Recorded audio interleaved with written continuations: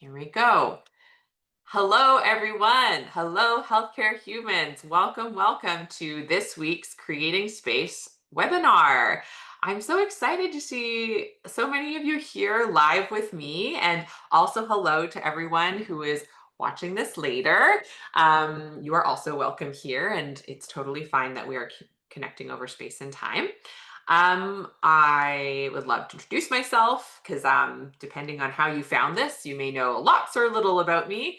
My name is Joan Chan. I am a mom of two boys. I am the wife of one husband. I am a new but pretty deeply passionate Swiftie at this point. And I also work as a family physician in Guelph, Ontario, in Canada, to about 1,100 patients. And I do work as a restorative medical educator, which is a term I made up for myself to explain the educational spaces that I help to create to rehumanize folks who work in healthcare. And this webinar is an example of it. But I do other sort of coaching and speaking and that sort of thing. So those are just a couple things that you might want to know about me. And so I wanted to share my intentions for putting together this webinar to begin with. And I have two intentions. The primary intention, the one that I'm hoping every single person who is watching this live and rewatching it later, my intention is that you leave this webinar more with a deeper understanding of the benefits of working under your capacity. And not only that, but you leave this webinar with a deeper understanding that it is possible for you. So working under your capacity is possible for you as well as beneficial for you as well as your patients and the healthcare system at large. So that's my primary intention, is to just more deeply invite you to consider and open yourself up to that concept and see yourself starting to make those changes if you haven't already. My secondary intention, which will take up maybe about 10 minutes at the end of the hour, is to invite you personally into the educational and coaching container I created to more deeply dive into this topic, which is also called Creating Space. So there will be a few slides at the end that are talking specifically about that program and how you can sign up for it. So my hope is that everyone today leaves with a deeper understanding about working under your capacity and creating space for you. And then for the fewer of you that you think it's going to be a good fit for you to work with me personally, I'd love to invite you into the program by giving you those slides at the end of this webinar. Okay. Oh my gosh, I'm so thrilled to see all of you here live. This is so exciting. And so for those that have joined a little bit later, just so you know, the way that you can communicate with me is through the Q&A box. You can do that anonymously or identifying your name. And I am the only one who can see what you write to me. So it'll be kind of like a one-sided conversation that way, and you can't chat with each other. That's just due to this webinar format that we're trying out over these next few weeks. So just so you know.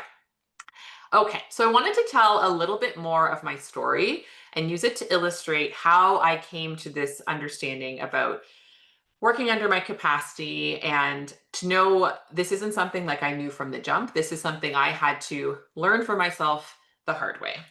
So how did it all start? I started as a rambunctious oldest sister of three. I was born in Hong Kong, actually, but grew up most of my life in Canada. There I am looking like a boss with my giant sunglasses on. And a photo you can tell is like from an actual camera because it's got the date down the side. What is it? I think it would be 1988, looks like, maybe. And so that little girl, she had a lovely childhood. She was raised by two physicians and from a family of physicians. I'm actually fifth generation physician on my mom's side. Was raised with lots of lovely things.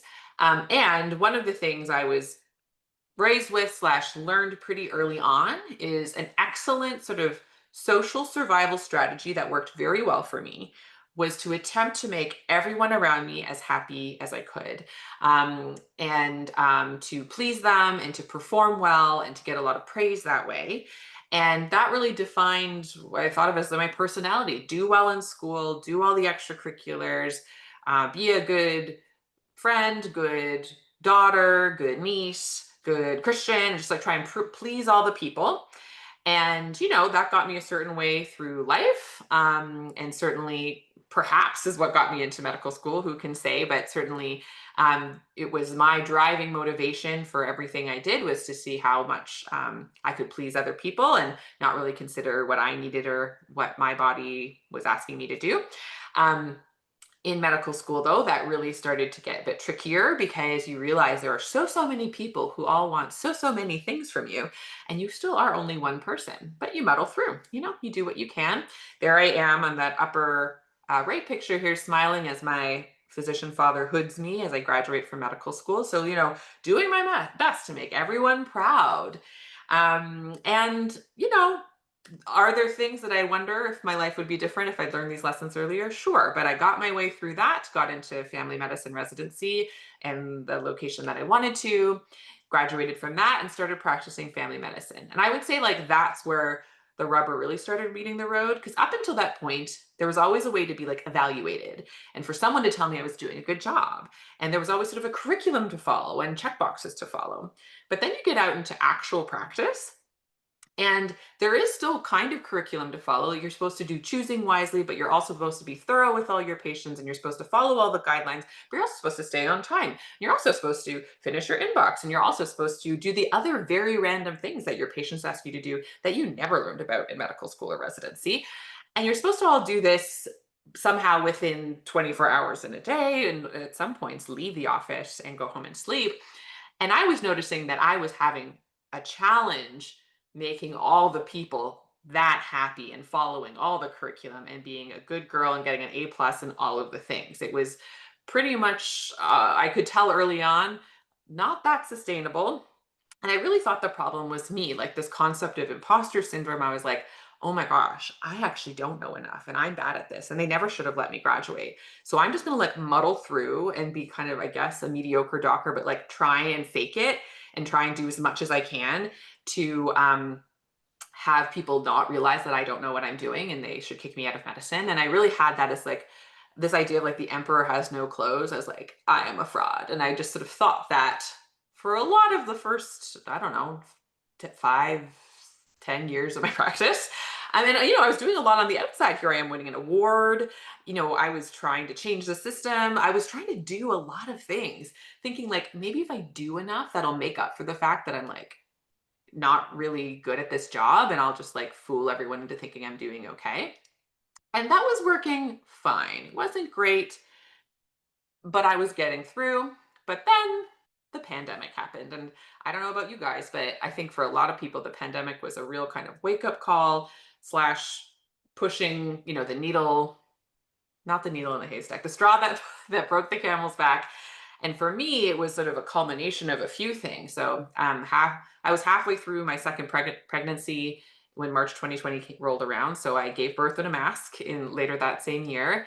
When I came back from that mat leave, I decided there's so much uncertainty in the world. There's so much going on. I'm feeling such a sense of dread and overwhelm. And my response to that was to do even more. So I signed up for a bunch of committees to try and address like racism in medicine, as well as becoming the MD lead of our local vaccine clinic. And, there was a while in which I could maintain that level of running and racing and adrenaline. I was pumping at the time, as you can see, that's me pumping in a bathroom before going back to my vaccine clinic shift. I was doing a lot. And I was starting to notice the symptoms of being well over my capacity. So some of the internal symptoms was just getting really overwhelmed and irritable and resentful. Like everyone was getting more annoying, like patients and colleagues and everyone. I was just getting so irritated at everyone.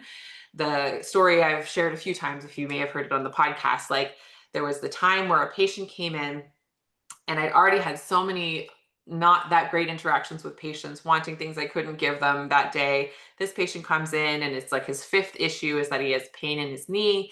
And I didn't even get mad at the patient for bringing up the pain in his knee. I got mad at the knee. I was like, seriously, knee, could you not have waited a few more years to develop osteoarthritis? I don't have time to figure out how to manage you on top of everything else that's going on here. On the outside, looking at my like paperwork stuff, certainly my inbox was overflowing, all the different inboxes. And I was starting to like fall behind on notes. There would be times where I realized I had not charted or billed on visit that I'd had a month ago and I saw the patient back again, and I was like, oh, my last progress note is blank. And I definitely never built that. So like falling behind on paperwork, falling behind on billing. So definitely something needed to change. And that's when I first started doing coaching for myself personally, found ways to get more efficient.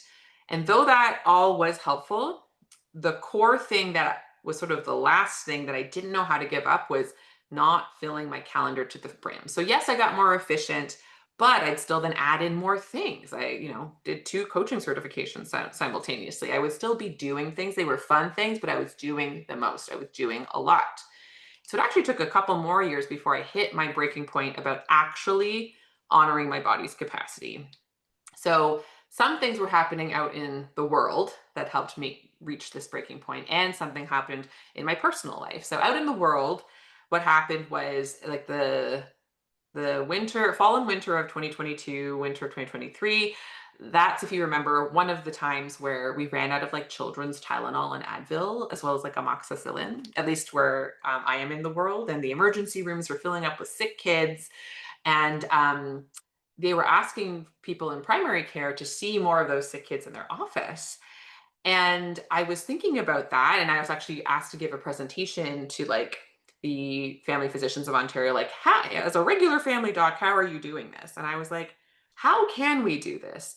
This is silly. Actually, we don't usually run out of Tylenol, but still, every single year, cold and flu season happens. And yet we do not have any kind of global strategy of how to support the healthcare system through it, other than saying, can you guys do more work?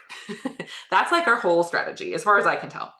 And I thought about other industries like Walmart. That's why I see it pictured here. Walmart has a similar surge in demand over this time of year, like Thanksgiving and Christmas. They don't ask their underpaid minimum wage employees to just stay a million more hours, I imagine. They hire more workers, like tens to hundreds of thousands more workers during this time of year, knowing if there's higher demand, we need higher supply. We do not have that in healthcare. And so if I'm actually going to want to be thoughtful and I want to see those sick kids, I want to diagnose those ear infections, I don't want to make them go to emerge unless they're really sick, right? How can I do that? I have to take that on for myself if I want to keep my sanity. And so I need to create space. I need to create surge capacity in my schedule so there's space for the sick kids to go. That means I have to make tough, but hopefully fair decisions based on my values on what needs to leave instead, and just take that on for myself. So I was starting to think that through and finding ways to do that for myself. It's where I first came up with the decision-making framework I'm going to share with you later in this presentation, which is how I make all of my creating space decisions. And then something else happened in my personal life that just put a line under the need to do this. So yes, we need to do this because we have higher demand than supply in healthcare, but also we need to do this because we are human beings. And so in my case, what happened is that my husband was diagnosed with cancer and he had to go through surgery and chemotherapy. Thankfully, now we are over 2 years of him having clear scans and he is in remission, thankfully. But in that time, I was like facing, we just got the diagnosis. It was in the middle of cold and flu season still. And I'm like, I need to be more replaceable. How is this our system where I am solely responsible for seeing these 1,100 patients? And if I'm sick or if someone I love is sick, they suffer too. This is ridiculous. This is not how the system should be. And in my opinion, it's not how the system should be. So while I'm waiting for like the powers that be on high to change that, I decided to change that for myself. So I hired more help. I found different systems and ways to have flexibility and space in my schedule so that I could cancel for someone being sick or rearrange my schedule, and there would be space in order to do that. So those were like the 2 breaking points that led me to actually operationalize the idea of having space in my schedule and working under my capacity. And here are the 2 core messages that I really understood at a deeper level than ever in that breaking point time. Doing it all is literally impossible. Even when it's not cold and flu season, doing it all is impossible. So in primary care, you may have heard me quote this study before, but they estimated the amount of time it would take to put into action all the different recommendations from all the different guidelines that apply to primary care in America. And it would take 27 and a half hours out of a 24-hour day, like 7 days a week. Like we literally don't have time. Plus, you probably want to sleep and eat and see your family, right? And even if you're not in primary care, I imagine every single part of our healthcare system, the demands and expectations and requirements and guidelines and best practices that are recommended outstrip the amount of time it would take, especially for you to do it. So we cannot do it all. We need to give that up as a goal. If we feel guilty or shame about not being able to do it all, I mean, let's just all join the club then, because literally none of us could do it all. So I don't know how we could all have collective shame for something that none of us can do. And yet we're socialized to think that way, right? The other equally important thing to remember is that anything you do is so valuable and more than enough, because you as a human being, if you never see another patient in your entire life, you are valuable because you're a human being.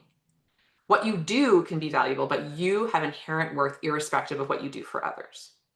Also, if you do a single act of care for another patient, for another person, that is amazing. If you renew one prescription today, that is amazing. You help facilitate someone's care and well-being. So the idea that we are so primed to think of all of the things we can't do means that we completely devalue what we do on a regular basis, which is amazing, is more than enough, and is worth spending time to actually value. Why do we do this though? Why do we totally discount the fact that it's impossible to do it all and then completely discount everything that we actually do? It's because we've been deeply socially conditioned to believe that we have to work according to external demand rather than our internal capacity, to our own detriment, as well as to the healthcare system's detriment as a whole. So anytime I've ever heard someone, we start to talk about, I'm in a conversation with someone like casually or coaching, and it's like, consider maybe, do you need to see less patients per day as one of the options of how you could feel better? And they're like, I can't. I can't because patients need me. I can't because the system needs me. I've heard from a lot of people, you'll see a headline about the healthcare shortage and you feel personally guilty. That's a sign you've been socially conditioned to internalize the problems of the system, right? Because what have you done personally to those patients that couldn't get care? You've been doing your part. And if there's not enough people, that's not to do with you. So we just need to recognize that's what's happening. That's why our emotions and actions are so mixed up and acting against our own well-being. It's because we've been deeply socially conditioned to act this way. So my countercultural question that I'm asking each of you, and that I ask myself daily and have made sort of the experiment of my life for the past couple of years, is what if your baseline schedule was designed so that you would be working under your maximum capacity? I call it the 75% rule for me, because that's the number that feels nice to say. I do not actually do a real calculation. I just it's the vibe is about a quarter of my schedule stays open, and then the other 2-3 quarters is filled up with stuff. And whether you choose 75% or not, really the question is, what if your baseline schedule allowed you to be working under your max capacity? I'm assuming that for some of you, if not most of you, right now you're working pretty close or even above your max capacity. That's the common way we've been conditioned to work. And so it takes some very particular strategies to get you down there, but I think it's worth doing. And so this next bit is going to just talk about why I think it's worth doing. Before I get into that though, I want to just share an illustration of what that looks like in my schedule. So this is an example of what a typical week would have looked like for me in 2021, which is when I was sort of at the height of my burnout and very much over my capacity and, missing bills and being irritated at patients. This is what it looked like on my schedule. Someone would be like, wow, look at you. You're so productive. Wow. How can you do it all? You get so much done. You're such a hard worker. It was actually, I think it was the next year after this that I actually have won 2 awards based on the work I did during this time, which I'm still very flattered and thankful. And it was nice to receive those awards. But I do think it's interesting that often we award this kind of behavior where you're in a million things, longer resume equals more likely to win an award. I just do think that's kind of fascinating. Because on the inside, as I shared, I was dying inside. So I had my clinic days, I had extra clinical work of taking on the vaccine clinic. Certainly, even when I wasn't at the office, my practice was never far from my mind. I was in my EMR, in my inbox, doing charting every single evening. And certainly on my day off, I was still very much doing work there. The things that were to do with my family were like sometimes having dinner with them or doing laundry. So those were sort of my for me activities. And yeah, there's just not a lot of white space in here. And even this white space I'm in, for sure, I probably was still doing inbox stuff during that time. Versus this is genuinely what my schedule looks like now. So, and it's actually slightly different because I'm not doing my coaching this time of year, but that half the year I have coaching there on the Monday afternoons. And I share this not to say, and now you should design your schedule to look exactly like mine. No, I imagine that your schedule already looks different than it looked my 2021. And whatever you come to when you find your way to work under your capacity will look different than mine. I know some people who really do like working full out and sprinting. So, say they do shift or work where they like are on for a week at the hospital and off for a week. So some weeks will look very full, but then other weeks will look very empty. Versus for me, it's pretty similar week over week where I have chunks of work and then chunks of space. And you'll see some important features here, like the pink spaces are blocked off. You could say they're part of what fills up my calendar, right? Because it is. And they are specifically for things that are just for me. So therapy, music, so singing and playing the ukulele or walking in nature, doing an online choir that I'm a part of, talking with my sisters. Like those are things that like are in my calendar and mean that you can't book me, or we have to like rearrange that. I still have my clinic time. I actually still technically work the same number of clinic days, but they're shorter. I end earlier.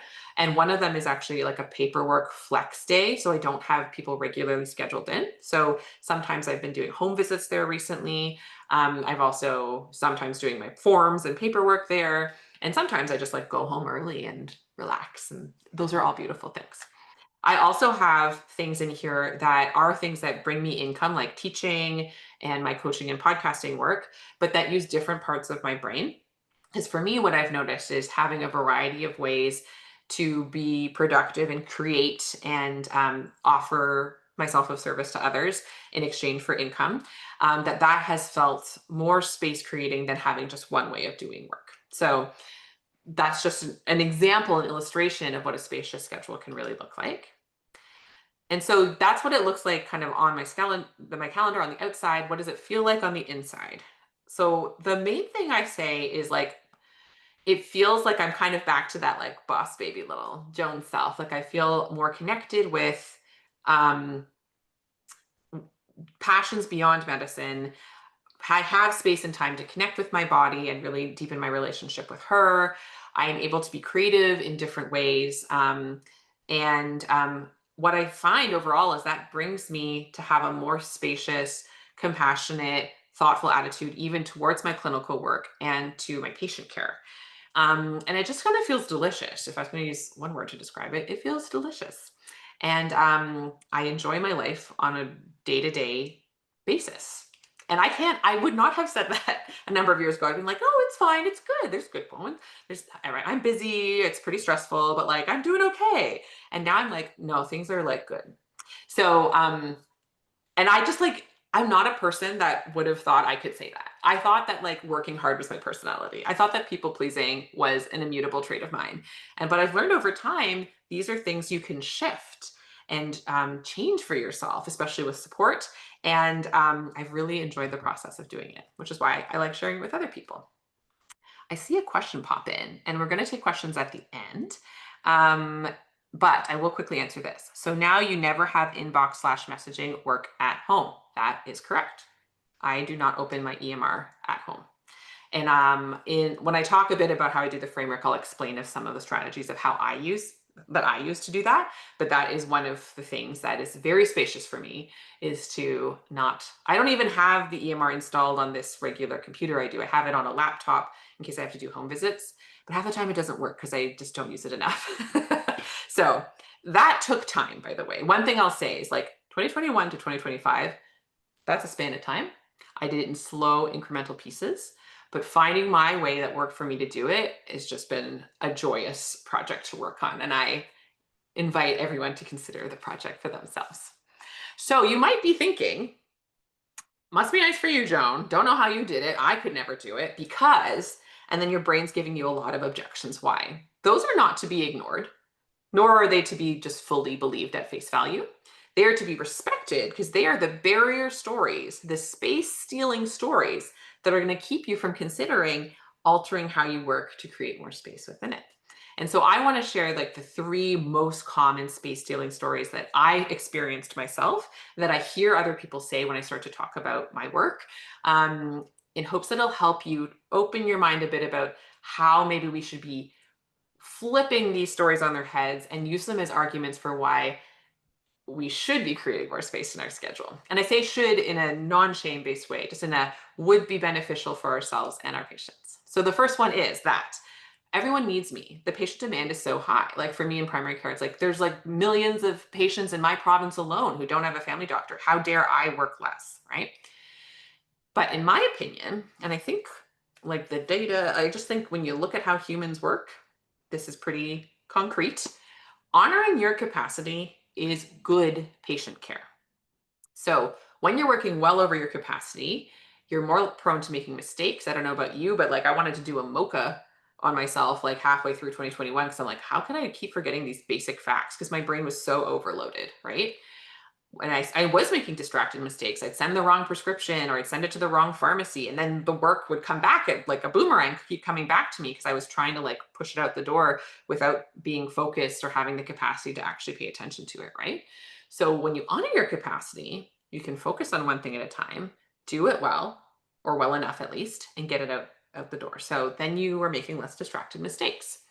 You have more emotional bandwidth.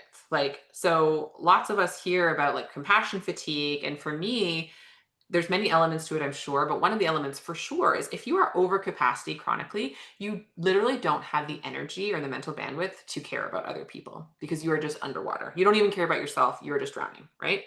So we got into this profession because we do, at least in theory, want to care about other people.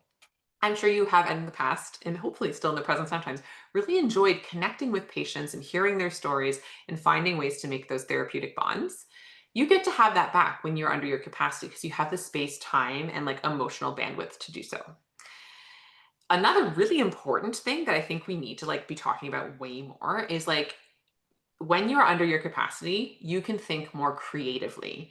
And I think creativity is one of the essential ingredients we need for a time like this when like the math isn't mathing.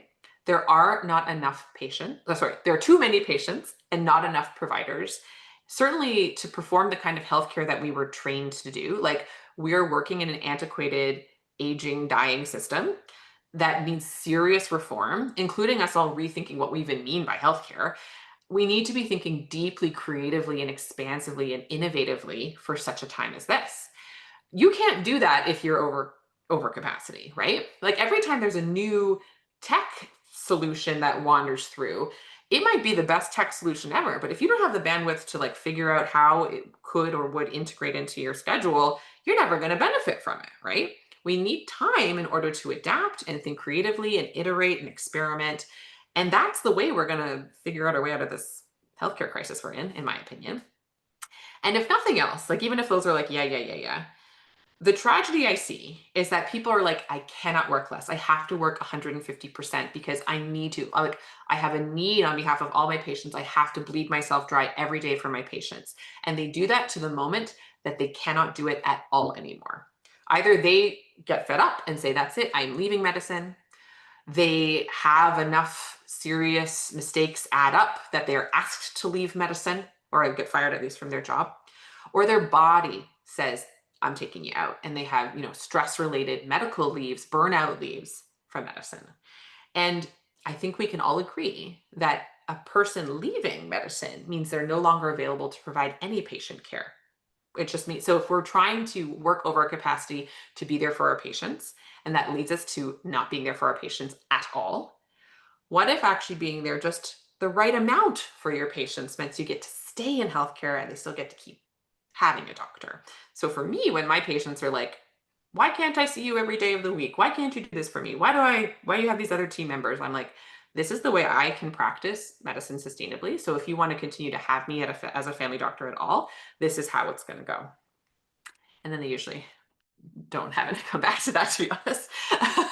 So the second space stealing story Just as important, I hear it a ton, is I can't afford to work less. So what about money, right? And again, that's really based on the fact that a lot of us have been ingrained and sort of brainwashed into like working more equals making more money. And there's some ways in which that sometimes is true, especially like the fee for service mindset. Like I see one more patient, I get one more $37 or whatever, right? Um, in Ontario. Um, and though that is a kind of math that's sort of true, an interesting thing happens where you start honoring your capacity, and that helps you make more money and also keep more money. So I was talking about making like thoughtless errors because you're over capacity. Those errors can be costly. They're time costly. They can be financially costly. Like you have to pay to send in the courier 3 times. Sometimes they're seriously financially costly where, a big enough mistake has happened and now you have a lawsuit on your hands and you're paying legal fees. So like there are ways that things can be quite costly if we are working over our capacity. So a reason to consider dropping down to a level we feel like we can manage. We also, when we're over capacity, are more prone to doing emotional spending. Like the Instagram targeted ads look a lot more tempting when it's 3 in the morning, you still haven't gone to sleep, but you just want a little like revenge procrastination and you're overspending. Perhaps someone's overspending on very, very lavish vacations that they don't even really enjoy because they're still detoxing from working too much, but they feel like they deserve it because they work so hard and hate their job so much. Like that's such a classic thing. Versus at this point, like my job still feels like a job, but my overall life feels like very similar to how I feel on vacation. So I still take vacations for sure, but like I don't feel as much need to spend a whole bunch on that stuff because like my general life actually feels pretty great. Just as an example. Um, you also have more time to actually oversee your finances. So like today, actually, I have a money date. I have an hour set aside for a money date with myself, and I have that every Monday morning. And I spend time looking at the money that's coming in and the money that's going out, seeing if there's any weirdness happening there. Um, are all my bills coming through, etc. I have time to bill. So, that interesting thing that happened to me in 2021 where I was working so hard that I would forget to bill. This happens to a lot of physicians for sure, where they are working so hard and they're not billing for a whole portion of it, which really flies in the face of I can't work less or I will make less money, right? Like if you work the right amount, then you can at least bill for all the work you're doing and then make that amount of money. You also could potentially, if you create enough space and get to know yourself well, discover if there's different ways you want to offer service to the world in exchange for income, and create new sources of income. And that's something, if you have been following me in my podcast, this podcast alone, I started doing it for free for myself, but I earn income through the podcast and these webinars when people come and join my coaching courses. I'm a part of a podcasting network now, and there's going to be some income coming in that way. Like, if there's other ways you could make money, that means you don't have to wait for the healthcare system to update their antiquated ideas of how much money they think we should make in order to still, have the resources and abundance you need to support yourself and to have space in your life, which is lovely. And finally, kind of like with the patient one, it may feel like you cannot stop working because you have to keep making the amount of money you're making.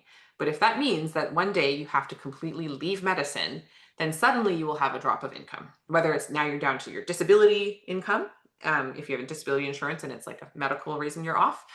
But if it's for, quitting or being fired, you may not actually have any money suddenly rolling in. And so would it be better to just incrementally lower even the short-term amount of income you're making by working a little less, but it means you stay in it for the long term and have more financial sustainability, right? The third space stealing story is like, I can't, or the healthcare system will fall apart. And this is where, like I said, we are so socialized to think we are individually responsible for the entire demand management problem that we have in healthcare. And that's really messed up. Like, I wish we were in a culture where we're like, this is a collective problem. Let's think about this collectively. That's what I try and offer through my podcast. And I try and think that way and speak of that to others. Because, like, first of all, the healthcare system is falling apart. Parts of it, I think, maybe need to fall apart in the sense of like, so that the people on high can understand, stop trying to deliver the same solutions to a problem that's different now, right? Like, if the people in charge aren't listening, us pretending and trying to prop up a system that doesn't work isn't actually helping anyone, right? And so, in my opinion, honoring our capacities will heal the healthcare system. First of all, less clinician turnover. So, like, how much extra finances, energy, time is spent, when clinicians leave a community, leave a hospital, and then someone has to be recruited in and trained. Like, all of that takes even more time and energy that no one in the healthcare system has. If everyone finds a way to be sort of happy and satiated where they are, even if that means they are working some amount less, overall, things would become more sustainable immediately, right? Also, sort of speaking long term, and like as an educator, I'm a part of conversations where folks in like medical education are saying, "What are we doing? Like the new grads don't want to overwork, and so they're like not going into the parts of the career of our healthcare system, which is most of it, that does like forces them to overwork."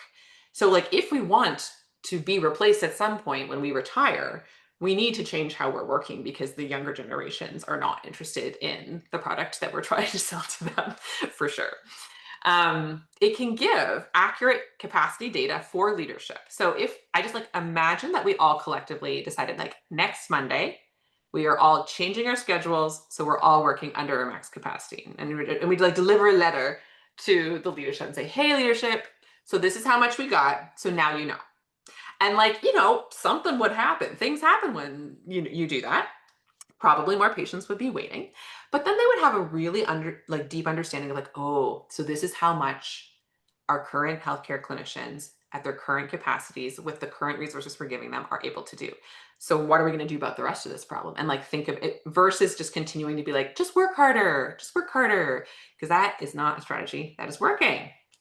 And setting those limits, therefore, is a really powerful form of resistance to a system that doesn't care enough about our individual humanity, and advocacy for change as well.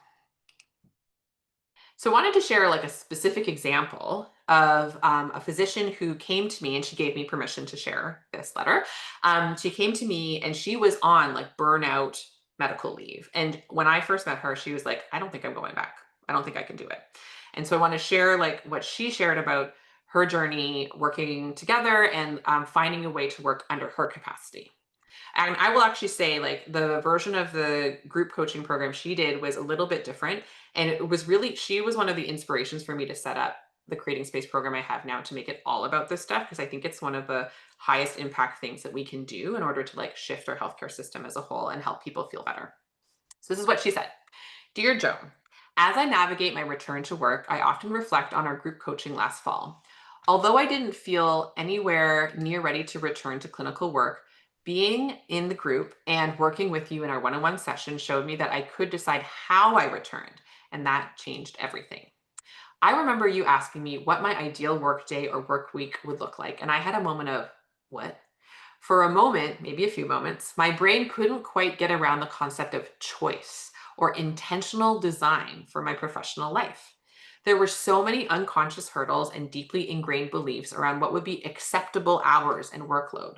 Once I got beyond the shoulds and the but what ifs, a whole world of possibilities opened up.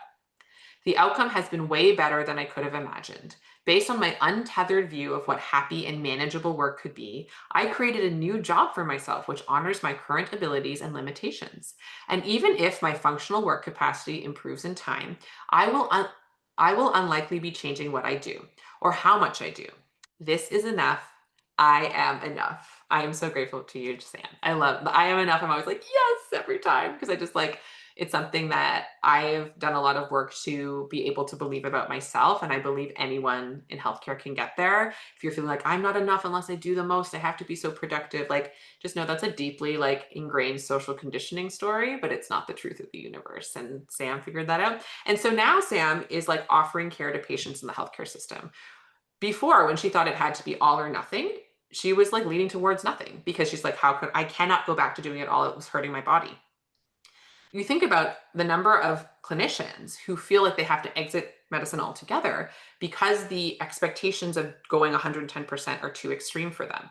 How many more patients would be cared for if we were globally more accepting of people simply working according to their capacity and therefore still seeing patients?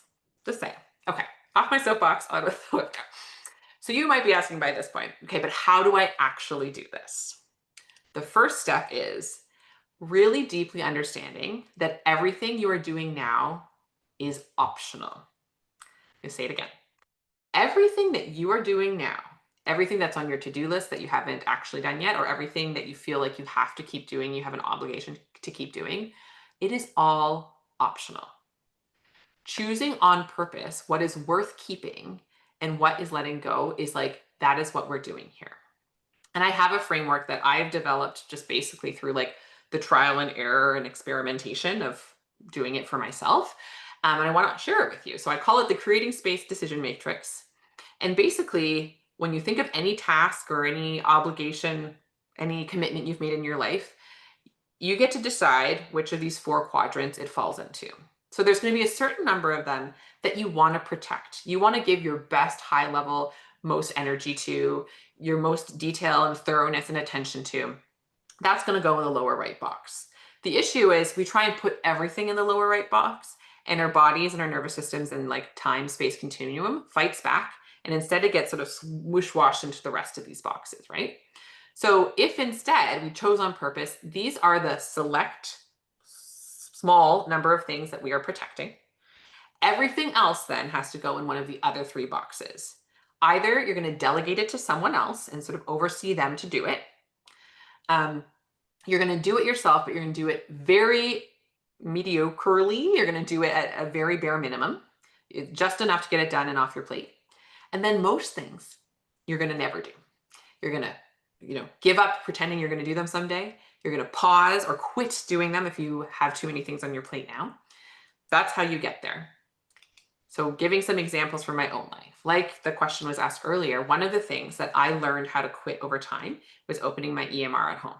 And that was a project I worked on. It wasn't like overnight I did it. I had to work on different strategies of how it could be done in a way that felt aligned with my values and still felt like I was getting the work done in a way that felt good for me. But over time, I did that. Another thing I did in the quit pause that I haven't listed here was I quit signing up for so many like committees and stuff. I love system change conversations, but I was realizing I had to be very, very selective with which like groups and committees I was a part of in order to like have that fill my bucket and not be draining my calendar and my soul. And so a bunch of those went in there. So what do I protect that allows me to fuel and inspires me to do the quitting? I protect relationships, so relationships with my patients. And so that connection I have with a patient in a room is one of the things that fills my bucket, fills me with joy. It's definitely my sense of purpose. And one of the ways I do that is not seeing too many of those patients in a day. If I start seeing too many in a day on a regular basis, I stopped having meaningful relationships with them because I'm burning out, right? So that's one way I protect relationships. In a similar case with family too, I love my family. I love my boys and my husband, and I love spending time with them, especially sort of uninterrupted, focused, present time with them. And I know if I was only doing that, that would become overcapacity for sure as well. And really essentially is protecting time with myself, resting, playing music, doing other creative practices, out in nature, moving my body, having naps in the middle of my workday. Those are things that when I protect those, it expands my capacity overall. So that's in my protect box.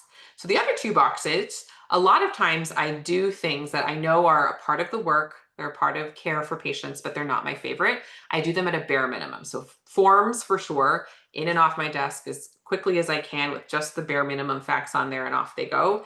The inbox in general, one think per inbox item and get it out the door. Charting, can I just write the bare minimum number of words that needs to write that are sort of essential core pieces, point form, probably some typos in there, and get it off my desk. So I did that for a long while. And now I've started to delegate all of those pieces as well. So I've delegated actually my charting, the vast majority of my charting, to an AI scribe now. I do some inbox work myself, but also delegate some of my inbox work to a nurse practitioner who I have hired to share my practice with me. So on the days that I'm not in office, that's why I don't have to open my EMR at all, because she is seeing patients for me and doing my inbox and doing some of the forms for me as well. And that feels so good to have that really rich collaborative relationship that we've developed over time. And I just personally think a model of having like at least 2 people per roster of patients like ought to be the solution in healthcare. Maybe not for everybody, but for many people, because then you can be replaceable. So those are some of my solutions that I found. And now I want to leave this with you. This is like the core question. Like, take a screenshot of this or write this question down and really be thinking about it right now. I'm actually going to ask you if you would write at least one answer in the Q&A box, and I'll read them out anonymously of what you've said. If your body could speak to you, what would they tell you to quit? Or pause if quit's you, like take a break from for this next while. What is your body really telling you they don't want to be doing anymore right now because you're over capacity? And so in the Q&A box, I'd love you to write like quit, colon, what do you consider quitting? This isn't you committing to it, but just like what is your body telling you that your body wants you to quit? Okay. And then the second question, equally as important, if your body could speak to you, and your body always is speaking to you, what are they telling you to protect? So what parts of your day, you might, if you've been really underwater, you might have to think back to a time where you felt more expansive. Like what makes your body light up? What makes your body like fills your bodies with more energy and expands you? What would they be saying you want to protect? So you can write protect colon and then whatever comes up. And I'd love to read out some of those in the Q&A at the end, anonymously, of course, but I think it's just a wonderful way to like inspire each other is to share the different sorts of strategies, knowing they're going to be different.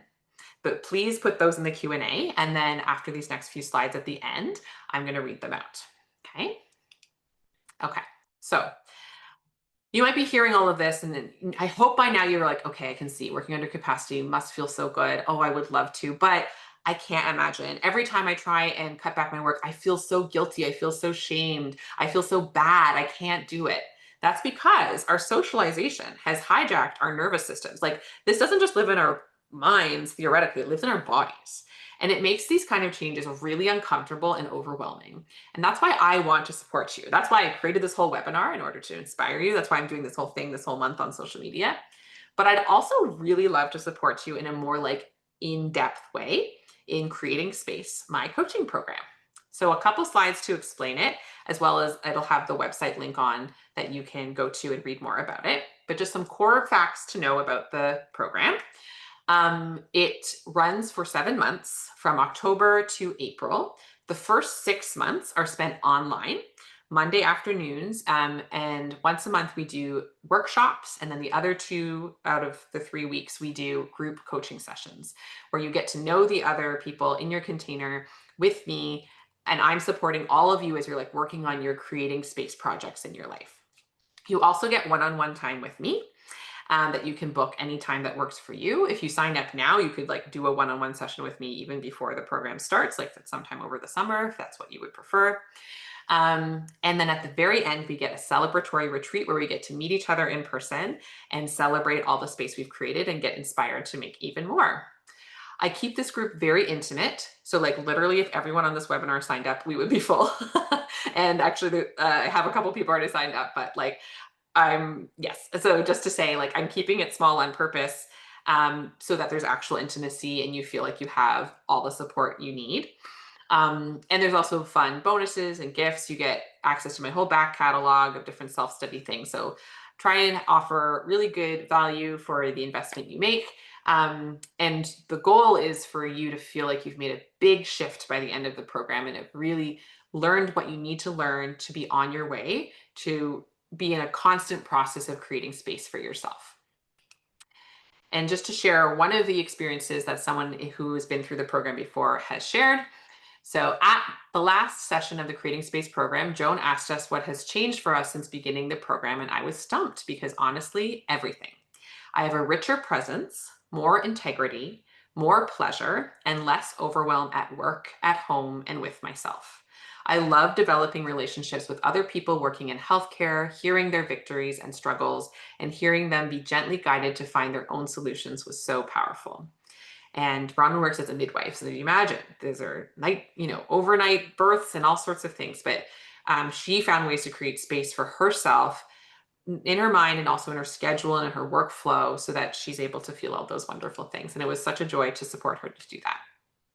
I want to offer just a little bit of space to the retreat itself because it was the best thing I've ever done. And I am absolutely doing it every year and would love for you guys to be there too. So just a place to celebrate what you've already created and imagine what's possible. It's a 3-night retreat. And actually, I just recently connected with someone who went to the retreat for a one-on-one session. She was saying, like, reminding herself of, like, she did feel guilty, like she'd never been away from her kids that long before, and like there was a lot of talk about like how it felt to be away from all of life for like from a Friday evening to a Monday morning, and how that there was ways in which that was hard, but it was so worth it to actually spend time with yourself and other humans who get it. And just so you know, included in the fee is like all of like the rooms are covered, the meals are covered, and the meals are delicious. Workshops are covered, as well as access to the spa waters, because it's one of those like hot, cold, soaking sauna places. And I just already have so many memories from this past year and can't wait to make more memories next year. And so Catherine attended the retreat and she shared this. Just imagine a 4-day weekend away at this beautiful property surrounded by trees and water. You're given an old-fashioned key and find a wonderful room with a welcome pack of goodies.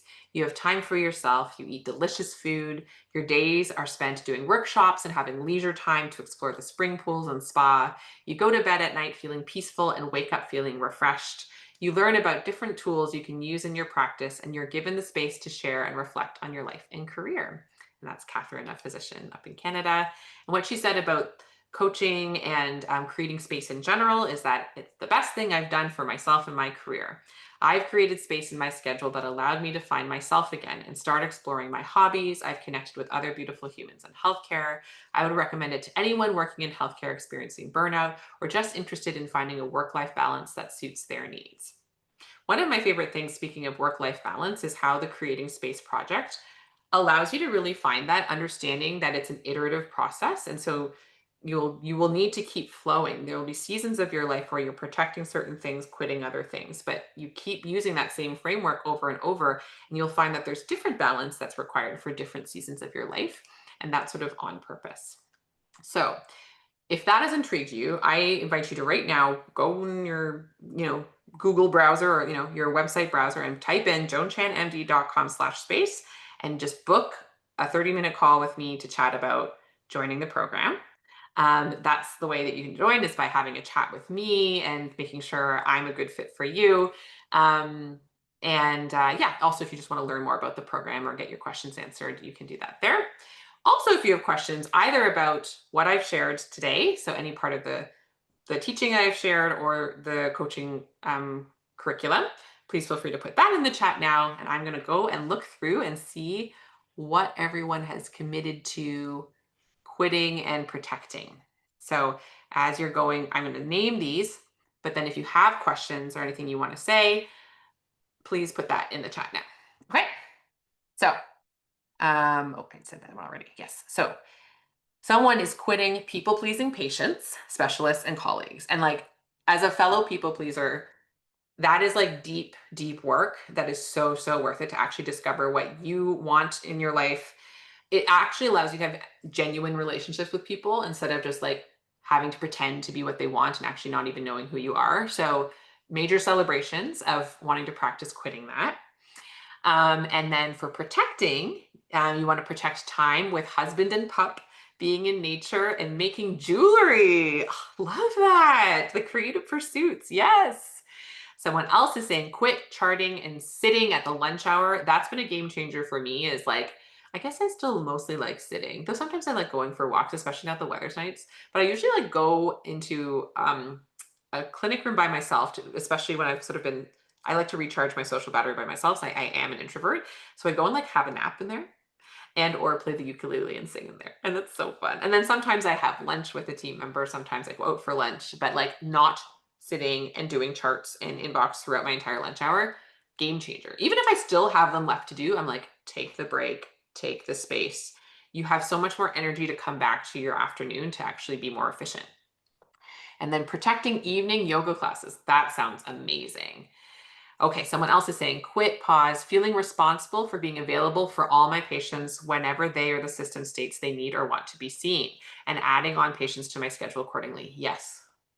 We cannot be individually responsible for an entire system. This is a collective issue. Like, do we all recognize that patients are falling through the cracks? Yes. Is that because we are not doing enough? No. That's because the design of the system needs to change. And so whilst we're in the midst of a system that's not working well, we can make it our part work as well as it can by like finding a sustainable way to do our part, right? Another quit, currently under capacity. Yay! So nothing major comes to mind. Congratulations.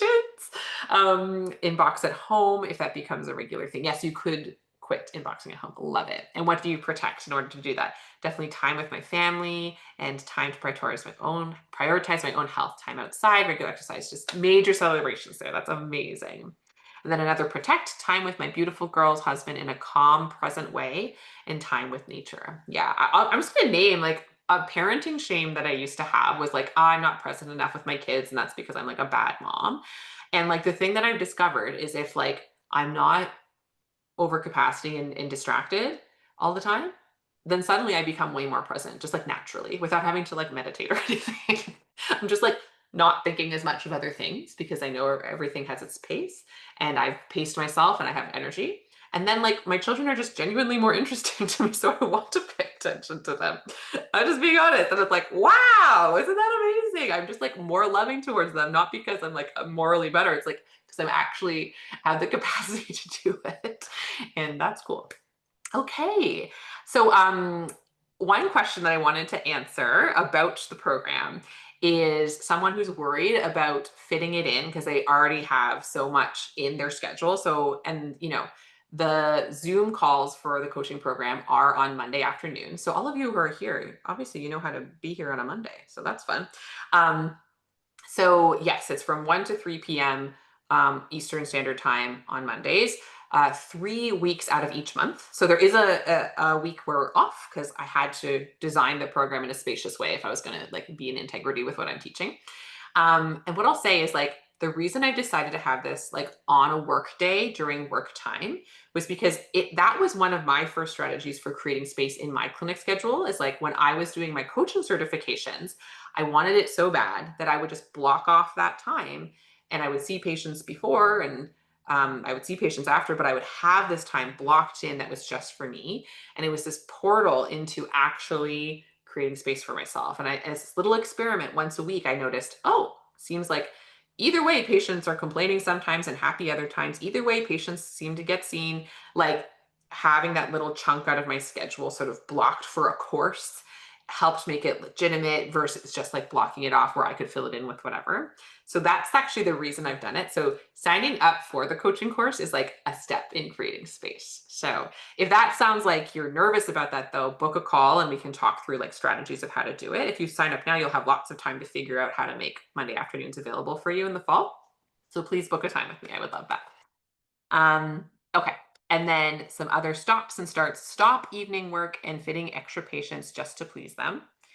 Yes. And like how often do the fit-ins actually need to be seen? It's actually really fascinating that people who are like, I have to be seen by you versus patients where you're like, I would have fit you in. Like if there's something going on there. So by not fitting in the people who are like, you need to see me, some like then you'll have space and actually can choose from time to time. Like every so often I'll fit in a person. But it's like I've heard the story and I'm like, yes. But most of the time, no. See me when I next have an appointment. Go to the after hours. Go to a walk-in, whatever. Like, listen, they're resourceful. They'll find a way. I don't know if you've ever booked a patient in and then they still go to a walk-in clinic before because they want to be seen sooner. And it's like, gosh, clearly that wasn't for me to do. You found your own way. And then protecting time with family and time enjoying decorating my house. So wonderful. Okay, and I'm realizing, oh, someone said thank you because I'm right on 1 o'clock. Someone needs to run to another meeting. That makes sense to go full schedules.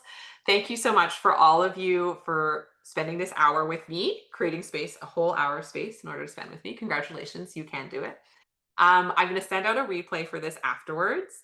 And I would love to hear from you if you can reply to that replay. First of all, so I know that you got it, because sometimes the emails are not working. And let me know what's one takeaway that you got from this presentation. So email me that way, and then we can be in email contact. And please book a call with me if creating space, the coaching program sounds like it could be something fun and delicious. Even if you're like, I'm nervous, is this right for me? I'll be honest with you if I think it's right for you or not, for sure. No pressure sales tactics here. I want to make sure the right people are being served by the program. So book a call. And otherwise, I'm just celebrating you for creating space by being here today. And I hope you have a wonderful and more spacious rest of your day. All right, take care, everybody. Bye.